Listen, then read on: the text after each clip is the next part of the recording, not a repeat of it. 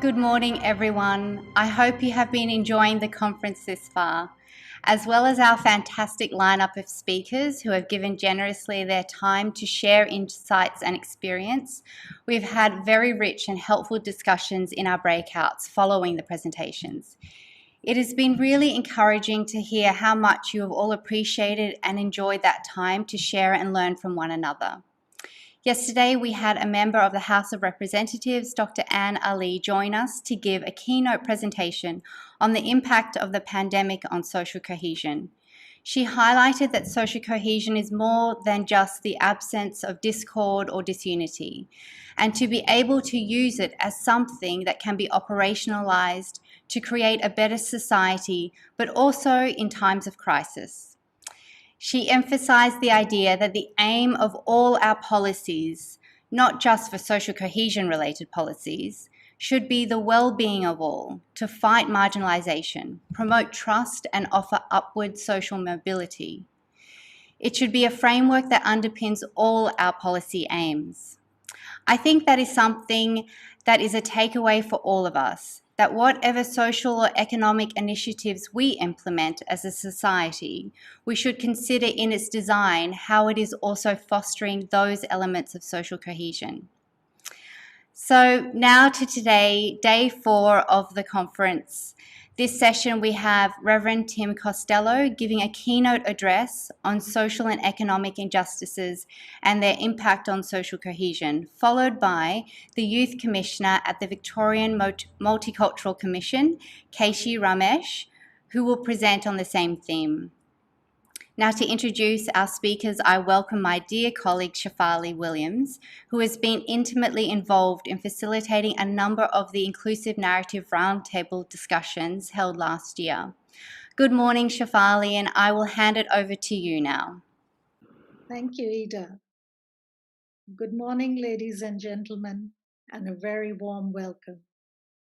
Friends, I'm joining you from the Australian Capital Territory and wish to acknowledge the Ngunnawal people, the traditional owners of this land, and indeed acknowledge the traditional owners of country throughout Australia. I pay my respects to their elders, past, present, and emerging. Many participants in the roundtables this past year raised a number of social and economic injustices which impact our collective ability to become a more socially cohesive society. The systemic nature of these injustices were made more apparent during the pandemic and also show that we are all impacted by them, regardless of our diverse backgrounds. If there is one thing we have learned from the pandemic, it is how interconnected we are. We have 2 presentations this morning. Reverend Tim Costello will be speaking to us about social and economic injustices we face in Australian society and their impact on social cohesion. We are very grateful that he has been so generous with his time. Reverend Tim Costello directs Ethical Voice and is one of Australia's most respected community leaders and a sought-after speaker on issues dealing with social justice, leadership, and ethics. Reverend Costello was Chief Executive of World Vision Australia for 13 years until October 2016. He then completed over 2 years as World Vision Australia's Chief Advocate. Currently, Reverend Costello remains as Executive Director of MICA Australia and continues to place the challenges of global poverty on the national agenda. He is also Senior Fellow for the Centre for Public Christianity. He remains a spokesperson for the Alliance for Gambling Reform, which campaigns for law reform to prevent harm from poker machine gambling. Other positions he holds are Chair of the Community Council of Australia, Chief Advocate of the Thriving Communities Partnership, and Patron of the National Youth Commission. In 1997, Reverend Costello was named as one of Australia's 100 National Living Treasures. In 2004, he was named Victorian of the Year. In June 2005, he was made an Officer of the Order of Australia, and in 2006 was named Victoria's Australian of the Year.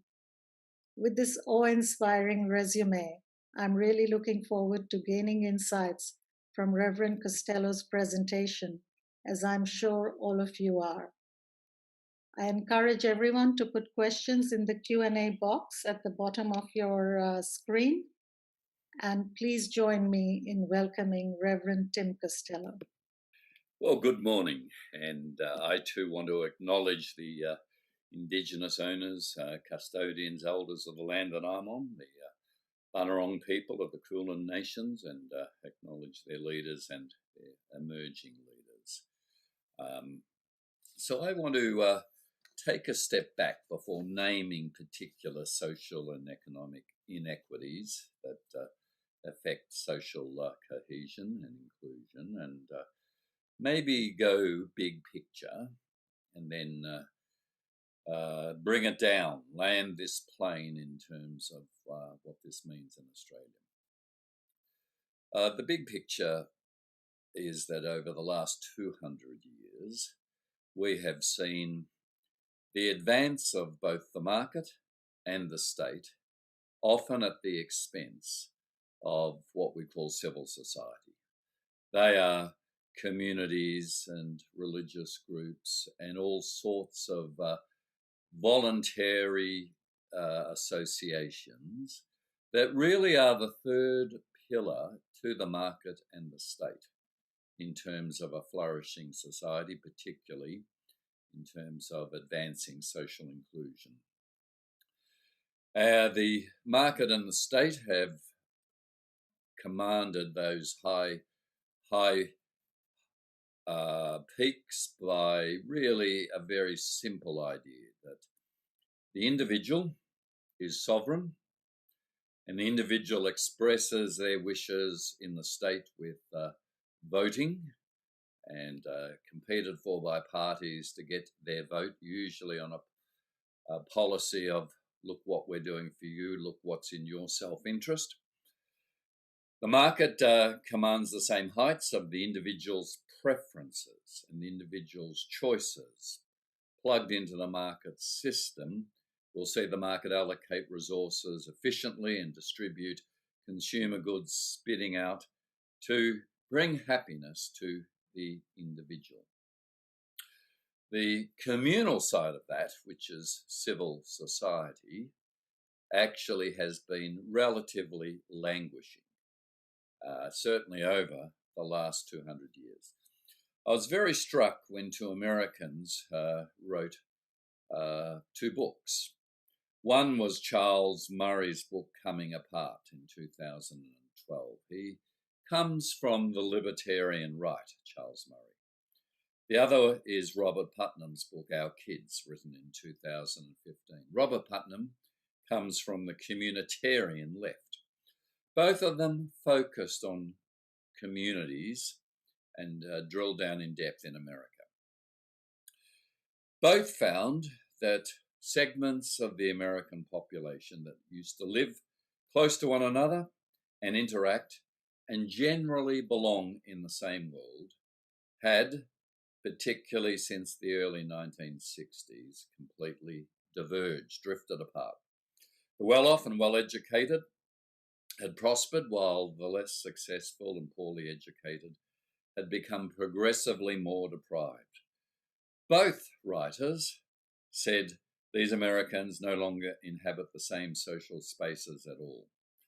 As career and remuneration diverged, they have physically and materially separated. Their children now have totally different expectations.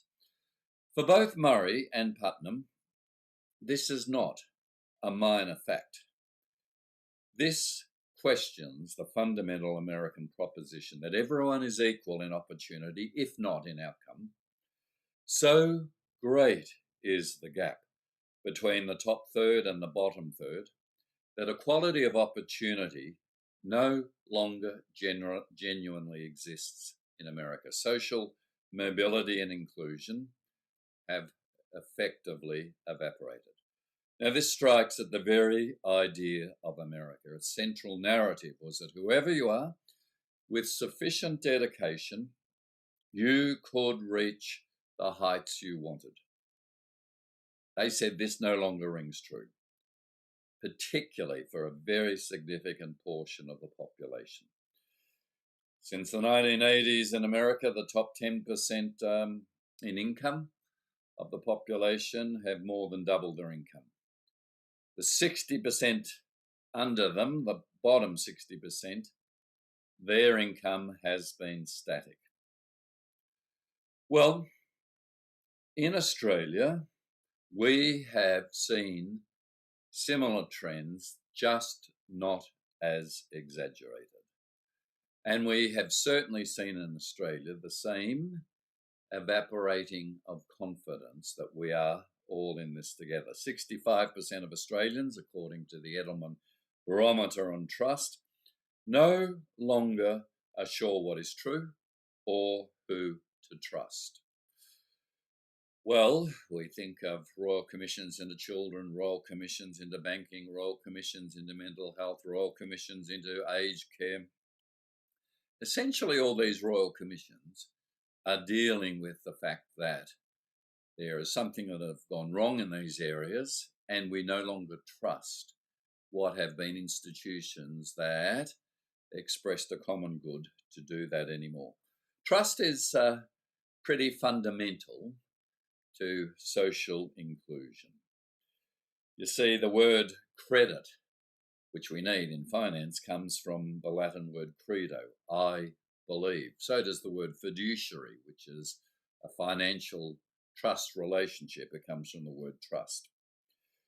What we are describing is that neoliberalism, which has now been dominant in Australia and in America and lots of other parts of the world, neoliberalism has shown us that without morals and trust, markets can't function, and even politics can't function.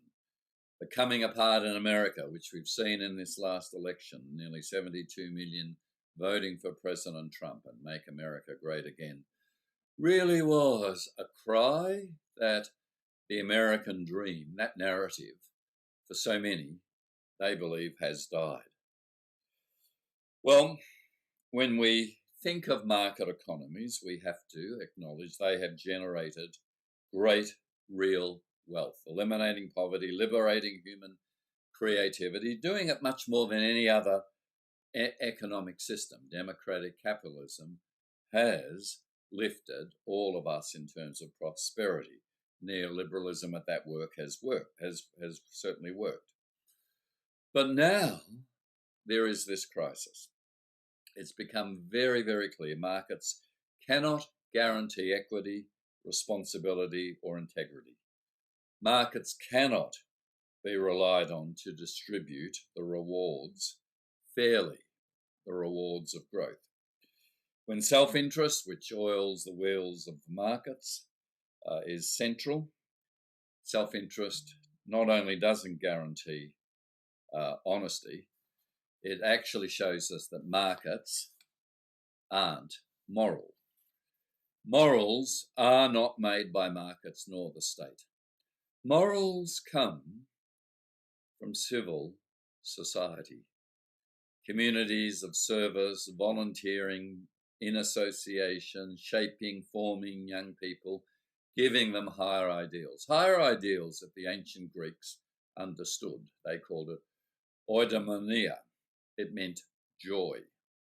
That was, for Aristotle and others, the purpose of life. It's been a shift from joy to, and eudaimonia, to hedonia, happiness. Now, joy essentially is the transcendence of the self, and that happens in communities, saying there is something greater in serving others. Happiness is a victory for the self. So I'm really saying a shared morality is essential for society. Essentially, that we exist for others, that civil society has always understood but has been languishing. That civil society is the we. It's moral bonds binding us together. Call it faith, creed, culture, custom, convention. Neoliberalism has preferred the freedom of the I to the equality that comes from those things that bind us together. And we know it's sort of an illusory freedom. Individual freedom, we often think, is absence of restraints. Actually, true freedom is choosing the right restraints that you learn in communities that want to serve others. An individualistic universe may be free, but it's fraught with loneliness, isolation, vulnerability, and nihilism, a prevailing sense of meaninglessness. We literally become and live alone together. Mother Teresa, by the way, said, and the greatest and worst poverty is loneliness. Mother Teresa knew something about poverty, the worst poverty. For her to say the worst poverty is loneliness is quite a dramatic statement. We know we can communicate instantly across the globe, but we find it difficult to chat with our next door neighbours. We know that individualism and the freedom that comes with us often corrodes relationships. And relationships are the most valuable and value-creating resource in any society. Relationships are the lifelines to survive, grow, and thrive. That's what civil society, that third pillar of a good society, alongside market and the state, actually provides. So what I'm really saying is, if we're going to be talking about equity and social cohesion, we need a little less of we, a little more of we, and a little less of I. We need to name that the rights of the individuals, taking precedence over collective common good rights and responsibilities, is the real challenge.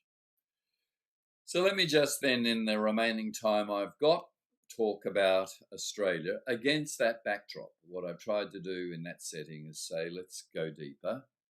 There aren't simply political and technical and economic decisions that, without understanding where we've come from and the place we're in, can actually solve these questions of social and economic inequalities and social exclusion. We need to go deeper on the we and acknowledge the shift from we to I. In terms of the challenges facing us, these will all be very familiar to you. So let me just paint a thumbnail sketch of them, and we can pick up wherever you like in the discussion that follows. I've spent 25 years of my life saying, why does Australia have 20% of all the world's pokies? 20%. If Americans' blind spot is guns, ours is gambling. We have the greatest losses per head of any nation in the world.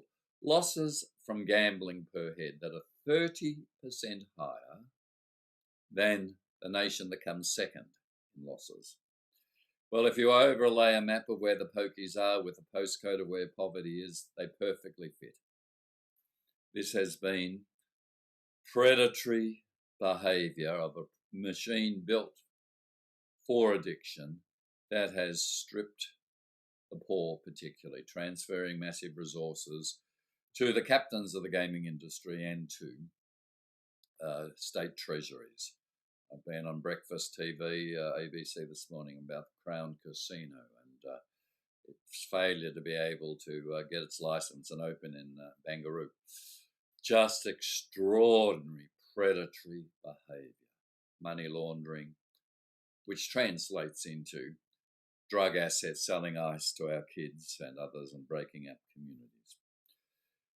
The second issue I want to name is Indigenous reconciliation. I don't think I've ever felt more shattered than when that magnificent Uluru Statement from the Heart was presented and dismissed within virtually 24 hours by Prime Minister Turnbull. Barnaby Joyce, Deputy Prime Minister, said it's a third House of Chamber, it's not happening. All untrue. It never was a third house, it was simply a voice. And what depressed me was, in my long exposure to Indigenous issues in this country, I've heard my mob, us whites, say, well, when Indigenous get together and agree on what they want and stop fighting, then we will listen. What happened at Uluru, after consultations right across Indigenous Australia, was they came together and got on the same page and said with a beautiful statement what they were asking for, and it was dismissed like that. I grieve that the Senate last week wouldn't even fly in NAIDOC week the Indigenous flag in the Senate. We know of Indigenous disadvantage, but we know that deep down it is connected to profound questions of you matter, we see you, we acknowledge your 60,000 history here and that you were here. Those questions, relational questions, are at the heart of it. Well, then I think of the young. We know that education in Australia often causes great disparities. As a product of a private school, quite a high fee paying school, I now know that I was very privileged, that there's 30% of the population that get to go to what are often called Ivy League schools, while often in the state sector, particularly in the poorest areas, the resources don't flow equally. We know with our young there is profound questions about now their future. I am glad the government did what it did with the coronavirus, a virus, by the way, that helped us rediscover the we. Invisible virus helped us rediscover the we, that we are biologically connected and equally vulnerable, from Donald Trump to Boris Johnson to Tom Hanks to Prince Charles. Anyone, not just homeless, exposed to the elements can get the infection. But in the spend, massive debt now for the next generation of young people. And our tax system has its benefits flowing to my generation, baby boomers. Negative gearing, superannuation concessions, capital gains exemptions, a tax system that we now need to reorient in a fair way to the young. Starting with what I believe is an inheritance tax. Most other countries of the world have an inheritance tax where if you die wealthy, up to 5% will go back to the state for future generations of young to pay off that debt. Another category is our poor. I am still shocked that the government hasn't promised and locked in to what was called New Start, now Job Seeker, a hefty increase. It's cut again the increase that we got under coronavirus. I simply don't understand why there is such an aversion to spending for people who are poor. This is absolutely shocking. I am very encouraged that in my state, Victoria, there's just been a social housing package announced of $5 billion. I went into local politics, became Mayor of St Kilda on a platform of social housing. St Kilda, where I was Mayor, has 15% of housing stock that's now social housing. Most of Australia has under 4%, most other cities. Why is there homelessness? Because we have not invested in social housing. At least the Victorian government has made a serious commitment in the last week. Finally, our environment. We lived through those bushfires, witnessing them, hopefully giving to those whose houses were burnt down. We know whether it's rising sea levels, more volatile weather, we are in the midst of a global crisis. We are. And it's my generation that's largely saying, well, we won't be here, and don't you affect our lifestyle or affect our giving. And that has got to be wrong. It's the younger generation, the Greta Thunbergs, with moral clarity saying, can't you see what is going on? That is an ultimate inequity. And in World Vision terms, the impact of climate change was already profound on the world's poorest people. They live on the most marginal land in the most vulnerable areas. Wherever I went in World Vision work, I saw already that profound impact, already devastating the poor. So there's just some issues I'm sketching in terms of the social inequities, not saying there's just a policy political fix that's simple, but if it's a we, not I, if it's civil society that's actually teaching morals and trust, again, becoming an equal pillar with just the state or the market, then I have hope for the future. Thank you. Thank you, Tim. You've given us a lot of food for thought. You've spoken about the science of consumptionism, which I can barely get that word out, being advocated by the market and state. You've spoken about the disparity between the rich and poor getting worse. And then you've spoken about the shared morality, which has to come from the civil society, and how we can move more towards the we than the I. And I hope that some of the questions that we explore later we'll be able to explore some of these points in greater detail. I'll now introduce Keshi Tilak Ramesh, who will also be presenting on this theme, building on Tim's ideas, but from a youth perspective. Keshi serves as the Youth Commissioner at the Victorian Multicultural Commission. She is a passionate advocate for the inclusion of youth voices and diverse communities. Keshi is an active member of her local community in Bendigo as Youth Mayor and Chair of the City of Greater Bendigo Youth Council. She also co-founded and served as Vice President of Young People for Refugees, a youth advocacy service in Bendigo. Keshi was recognized as Young Citizen of the Year in 2017 and was named in the top 100 future leaders. Join me in welcoming Keshi. Over to you, Keshi. Good morning, everyone, and thank you so much for having me here today. My name is Keshi Tilak Ramesh, and I'm the Multicultural Youth Commissioner Victoria. I would like to start by paying my respects to the traditional owners of the land, which we are all gathered here today. I'm speaking to you from the lovely regional town of Bendigo, which are the lands of the Dja Dja Wurrung and the Taungurung peoples. I pay my respects to elders past, present, and emerging, and celebrate the diversity of Aboriginal and Torres Strait Islander peoples and their ongoing cultures and connections to the land and waters of Victoria. I would also like to pay my respects to any Aboriginal people who are attending this event today. I would also like to acknowledge Reverend Tim Costello. Thank you so much for sharing your insights.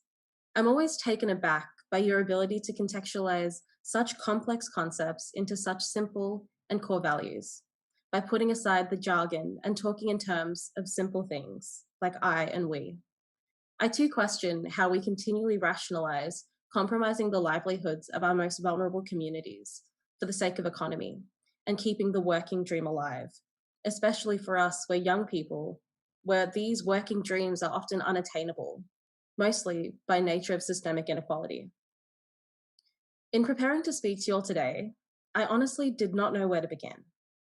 but after hours of thinking, researching, and reflecting on conversations that I've privileged to have been heard from our diverse communities during COVID-19, I arrived at the conclusion that the sentiment of not knowing where to start is actually quite fitting within the social cohesion space. A socially cohesive society is not easy. It's defined by the United Nations by being one whereby all groups have a sense of belonging, participation, inclusion, recognition, and legitimacy. More specifically, the Scanlon Foundation outlines 3 common elements to social cohesion. The first being a shared vision of universal values, mutual respect, and common aspirations. The second, a well-functioning community with shared goals, responsibilities, and readiness to cooperate. And the last and final being the commitment to a continuous and never-ending process to achieving social harmony. This formulaic approach to social cohesion caused me to reflect on my own experiences, thoughts, and recollections of where I think we are as a nation in terms of these 3 elements. This being from an intersectional lens of being a young, multicultural, regional, female, diverse person in a role whereby I've been fortunate to have a front row seat to social cohesion efforts, especially during COVID-19. Today, I thought that I would use my time with you to share some of those reflections. I believe that multiculturalism and diversity within Australia is widely accepted. Diversity is one of this state's and this country's greatest assets and strengths. Our culturally diverse society encompasses people with origins in over 200 nations. Here in Victoria, over half of all Victorians were either born overseas or have at least one parent born overseas. And almost 60% of Victorians follow more than 130 different faiths. But while multiculturalism is generally accepted, and we arguably have this first component of social cohesion ticked off, the shared visions, values, and mutual respect, how deep that acceptance goes and our continual commitment to it, I think, is another question. It is one thing to celebrate alongside our multicultural communities and our young people during festivals and periods of fortunate economic growth. But it's another thing to show up for these communities when times are tougher on us all, when racism is at its absolute peak, or after a negative news event whereby the most accessible and easily targetable community and scapegoat are our multicultural youth. Moreover, as Tim Costello so rightly touched on, self-interest drives markets and the nation and the national working dream. Therefore, it's even harder to find true acceptance of minority communities when our own interests and benefits are seemingly threatened and challenged by minority communities merely being acknowledged and factored into budget and solutions. This made me think about the second element. A well-functioning community with shared goals, responsibilities, and a readiness to cooperate.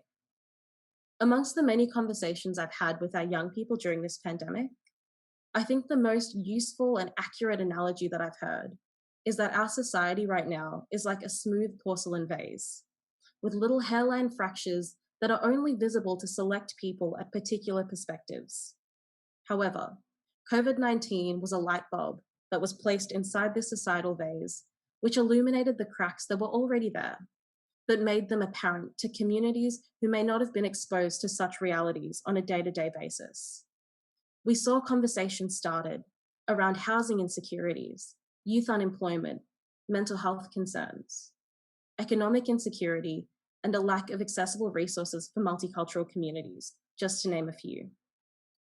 But what this did do was create urgency and presented opportunities for collaborative grassroots initiatives, whereby different communities and levels of society and government and business came together to share the burdens and responsibilities.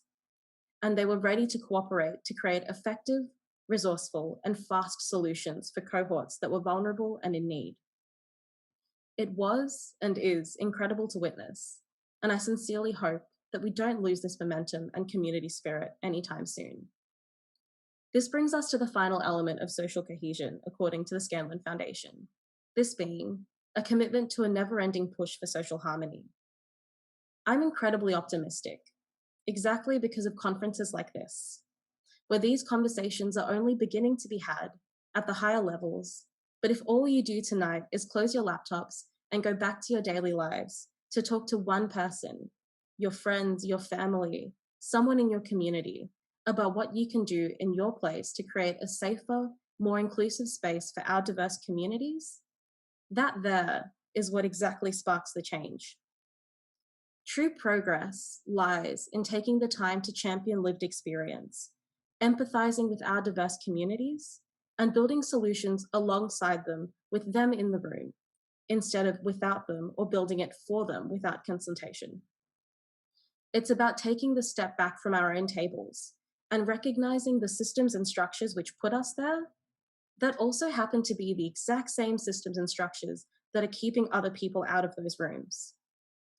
It's about starting the uncomfortable conversations, which are not easy and they're not very palatable to call out sometimes, where incredible leaders like Tim Costello are using their platform to highlight injustices within social and economic spheres, delivering and championing these sentiments within structures and around tables that were never built for minorities. In summary, social and economic inequalities and inequities are merely symptoms and causes of a lack of social cohesion within Australia. And the fight for a more cohesive and harmonious society is a continuous process of questioning what's around us. In addressing my initial question of where do we start, I believe that the answer lies in what we do when times are hard on us all to foster cohesive societies, especially when no one's looking. Tim Costello put it perfectly moments ago. A shared morality is essential to society, and there is no better time for social cohesion than during a shared recovery period where we're all hurting, to show up for each other and push for holistic approaches which don't leave communities behind. After all, in questioning how socially cohesive we are as a nation, we are only as strong as our most marginalized cohort. Thank you. Thank you, Keishi, for your presentation. It is said that youth can move the world, and hearing and learning from a youth like yourself really gives the rest of us hope. You've already, there's questions coming in, right, left, and center, and we'll get to that in a minute. But you've already answered one of them. If there's one practical thing that an individual can do to work towards this unity and harmony and social cohesion, and you said, shut your laptop and go and have a conversation. And both you and Tim have, used these words of consultation, conversation, and if that's one thing we can do to build, and it will promote social cohesion in our, that's one little drop in the ocean for this powerful movement. I'll start with, how does an understanding of our inherent oneness or common humanity help us to alleviate the injustices we still face in Australia? Can you describe elements of our common humanity? And let me just say, I thought what you said, Keishi, was absolutely wonderful. I love the alabaster with fine hair cracks in it. So I think the whole basis of the Universal Declaration of Human Rights, which was actually shaped by a Catholic social thinker. He said, I didn't want to write into it my beliefs of the immortal soul and that everyone actually is sacred and has dignity. So he used secular language. Jacques Maritain, his name was. But I think you do need a transcendent view of the profound connection, awe, beauty, and sacredness of life. I think that the loss of that with what I'm just calling technocratic solutions that will, politically fix this or do that, is where you lose a picture of what this organic dignity of all of human life is about. So the oneness, for me, comes from a religious perspective. You can answer it from a philosophical perspective, but that's where I come at it from. So to really answer the question, I'm saying the challenge is not simply to have conversations in economic technocratic language, but to have conversations about things that have a transcendent dimension. That is fundamentally important to both listen respectfully, to understand more deeply, to give the dignity to others that you really want to understand. I think the only question most humans have is, do they matter? That's the profound question I think all humans struggle with. And I think having the ability to listen deeply, to go to deeper meaning questions and ask those questions is really important for that, what I call transcendent view of human oneness. Thank you. Keishi, what do you think young people or other marginalized groups feel true participation in the growth and development of our country will look like, and how can it be fostered? Yeah, I think this is a very pertinent question for right now, where I think we've done significant moving and that people understand that consultation is the way to go. But I think there's a whole other uplifting of cohorts that can happen when we empower and build capacity, but also move out of the way for our young people and for different diverse cohorts to move forward and actually take a seat at decision-making tables, rather than creating a whole new table for them, such as, it's the difference between electing a young councillor versus creating a youth council.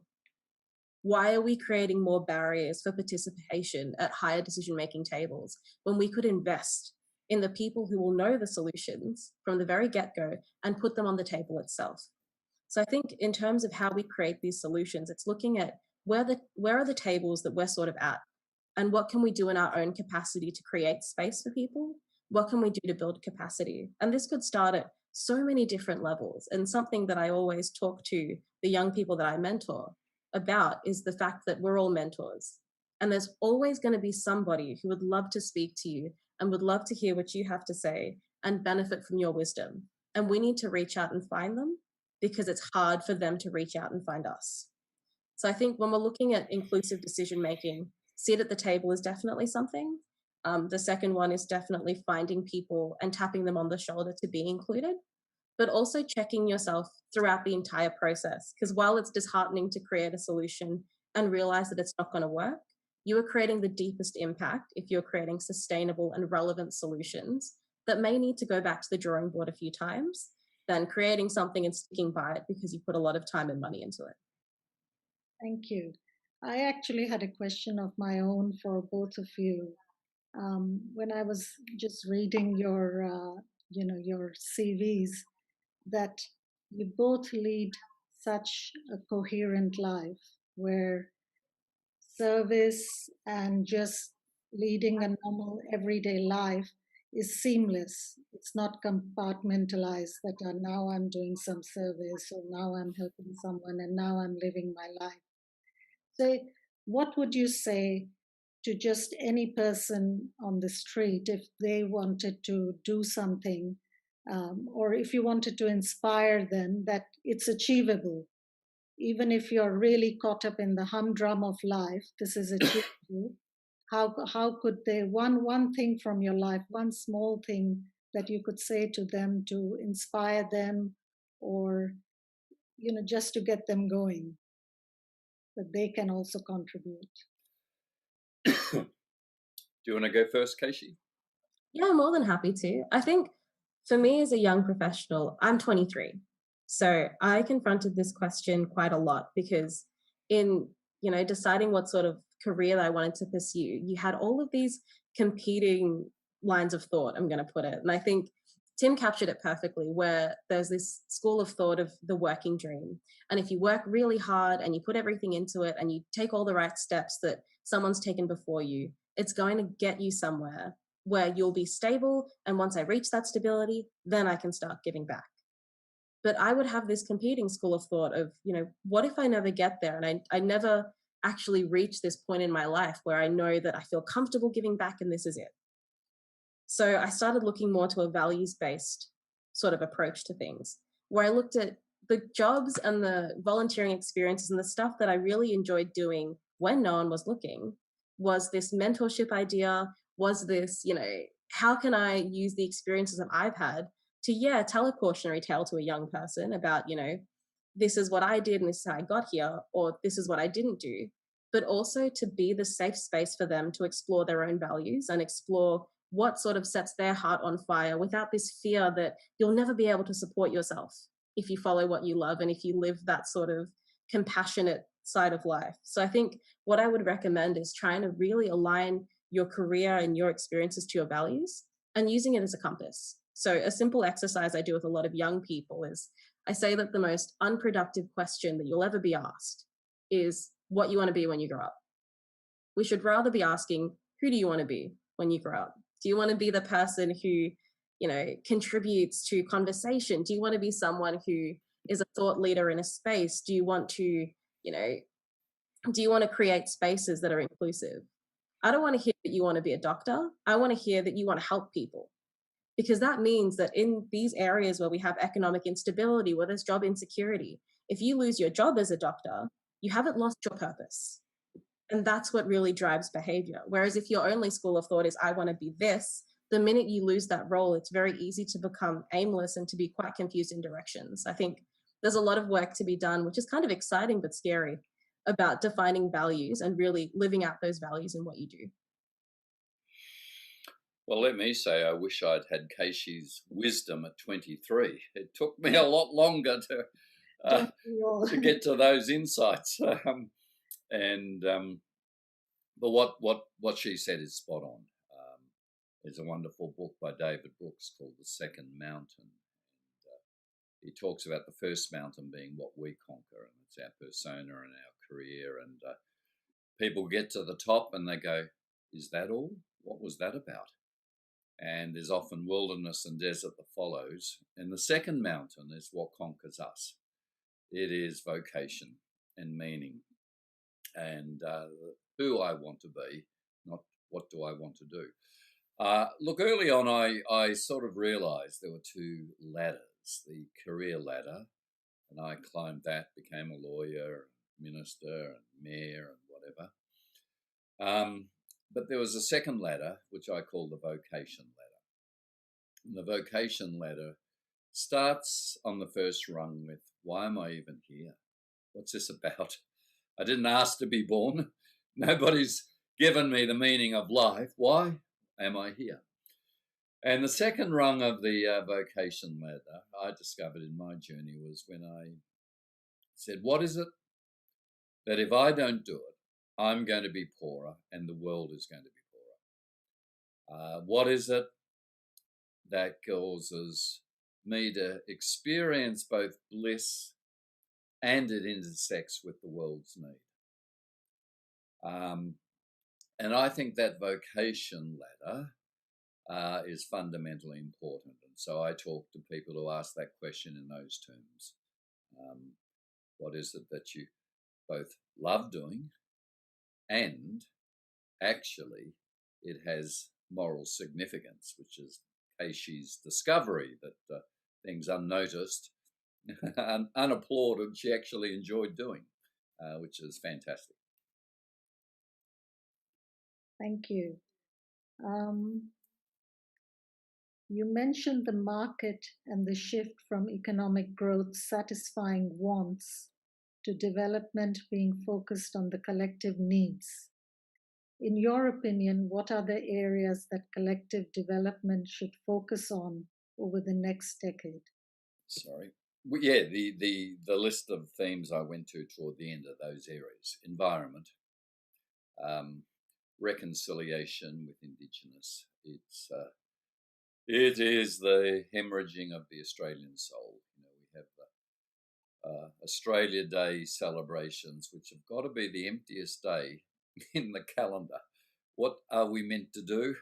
Have a barbie, run up the flag, watch the cricket, no, actually, we're meant to, if we're really to be celebrating Australia, acknowledging who's been here for 60,000 years and why that is so fundamental to how we can be and who we can be.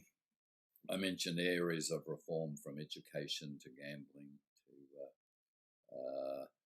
the tax system. I do think the tax system needs serious reform. I was personally quite shocked that in the last budget, it was just what I call that individualistic political contract. We will lower your tax returns because, after all, it is your money, when they could, at federal level, have invested in social housing, which Victorian state government's done at least, in locking in a higher rate of job seeker, because that then gets spent straight away by the poorest people, which is the best economic stimulus, creating jobs.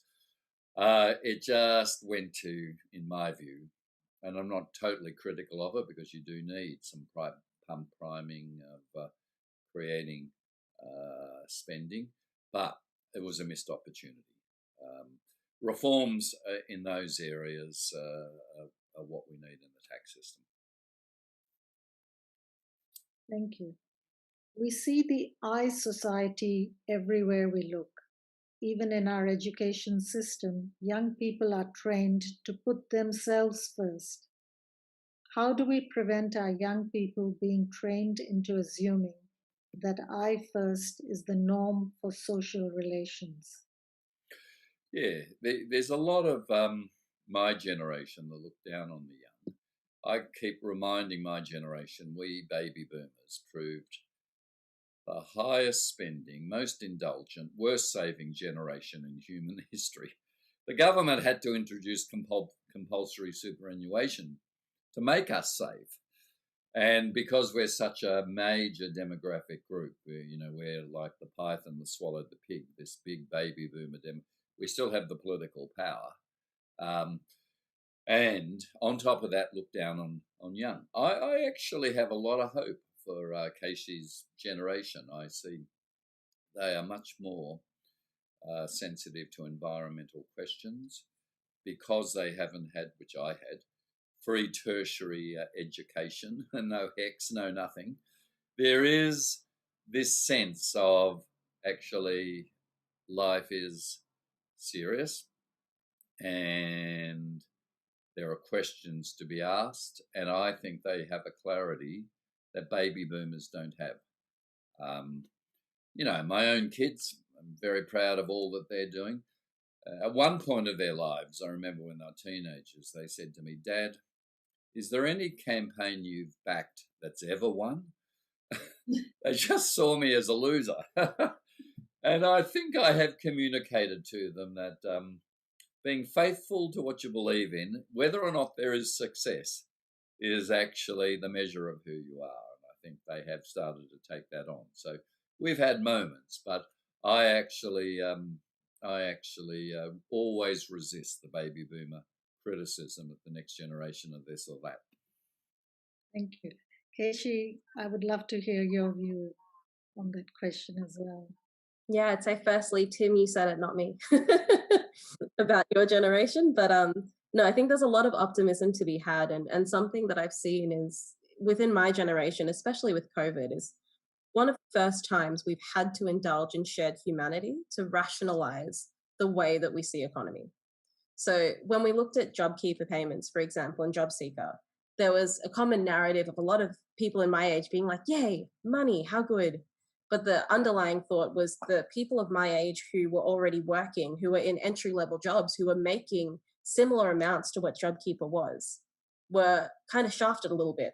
They were a little bit grumpy. They were saying, it's really frustrating for me that people are sitting around, doing nothing and getting this money, but I'm doing this and getting, the same amount. How is this fair? But the real win in that was changing perspectives and looking at how we could communicate what the overall good is and moving away from the I. Because the I perspective of that was, I had this conversation with one of my very good friends where she was working in a reception job of the same sort of amount. And I said to her, I understand that it doesn't seem fair. but do you think that it's a good outcome that people can afford to live? And she said, well, yeah, of course. And I said, yeah, so do you think that it's a good outcome that, people aren't struggling for, food to feed their family? Yeah. Do you acknowledge that people have already bought into mortgages and they've already bought into all of these, pitfalls and debts and finances by nature of trying to keep this dream alive? Yes. Well, as much as it might not serve you, isn't it a great position that you're not in that position? That you're not reliant on these supports? That you didn't need this? Isn't that something that we should celebrate? And she had to agree and say yes. And I think that's the beauty of the generation that I see currently and the one below us, is that there's a willingness to change that I thinking to a we thinking through rationalization, which needs to be done through not attacking, but through understanding, yeah, this might not be fair, but equity never is. Equality is fair, but we're never going to get there until we exercise equity, which is calling out where there's parts of the system that are broken and parts of the system that have systemically benefited particular cohorts to bring them forward. And acknowledging that the Australian dream, the American dream of, work really hard, get really far, isn't feasible for a lot of people. Because by nature of where they started, the same amount of effort does not equate to the same end position. And that's where equity needs to come in to solve it. So I think there is a lot of hope for this, moving towards a we mentality. But I think a lot of that also does come from this sense of, existential crisis that a lot of young people have gone through, where we've been told that, the economy is messed up, the environment's messed up, this is messed up, that's messed up. We need to figure out how to do it. But there's a sense of powerlessness amongst young people. So I think there's a real opportunity for people in power at the moment. And I think I saw a question alongside this of how do we move the elite generation? It's asking people to step aside, because I think people are very quickly happy to say that they support young people, which means they're happy to have a conversation with the young person, which is fantastic. But where's the next step of taking that young person with you to the decision-making table, showing them that they're capable? Because there's a lot of imposter syndrome amongst young people, that they don't deserve to be there, but they're often the best place to talk to youth issues. And showing them that they have this confidence, but also showing the rest of the people around that table that young people aren't so scary and marginalized cohorts aren't so scary just because they have the lived experience that are going to create these solutions. Thank you. And as you both can see that the questions, there's so many questions, but we've run out of time and we have to go into our breakout rooms. Thank you for all the food for thought that you've given, but also the inspiration, more inspiration that you've given to this conference and the participants. And hopefully the questions will get explored more in the breakout rooms. Thank you for your time, for your effort, and I hope that I'll meet both of you in person and not just on Zoom. Thank you. Over to you, Ida. Thank you again, Reverend Tim Costello and Keishi Ramesh and Shafali Williams. That was a fantastic session, and I certainly learnt a lot from all of you. And it's given me a lot of conviction to keep moving forward in the work that I do, and hopefully you all feel the same, everyone there in our audience. And so now we make this transition from the plenary to the breakout discussions, and the purpose of these discussions is to speak more about the ideas and insights that were shared in the addresses and presentations, which can then shape those steps and actions that we want to move forward to foster high levels of cohesion and a greater understanding of how we can transcend and alleviate a lot of the injustices that we still face in our society. So we encourage all of you in these discussions to consult, support each other, listen to one another, and learn from one another as well. And there will be a facilitator to support and encourage an equitable discussion in your breakout room, who will also summarize some of the pertinent thoughts to the main plenary when we come back. Thank you very much. We'll see you soon.